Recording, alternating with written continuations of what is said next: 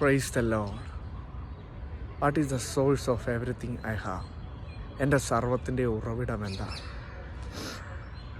ഒരേ ഒരു ഉത്തരം മാത്രം, യേശു ക്രിസ്തു.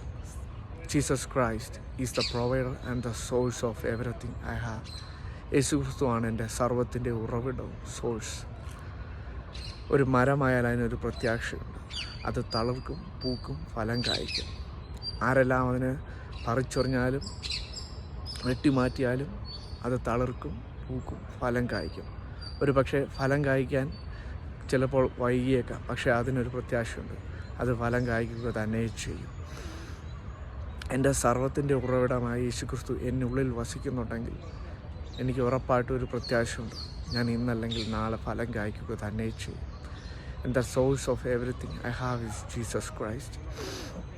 നിന്നെ വളർത്തേണ്ട ചിലപ്പോൾ വെട്ടിമാറ്റിയേക്കാം, നിന്നെ തളർത്തിയേക്കാം, പക്ഷേ എൻ്റെ ഉള്ളിൽ വസിക്കുന്ന എൻ്റെ സോഴ്സ്, എൻ്റെ പ്രൊവൈഡർ എന്നെ വളർത്തുക തന്നെ ചെയ്യും. ഞാൻ ഇന്നല്ലെങ്കിൽ നാളെ ഫലം കായ്ക്കുക തന്നെ ചെയ്യും.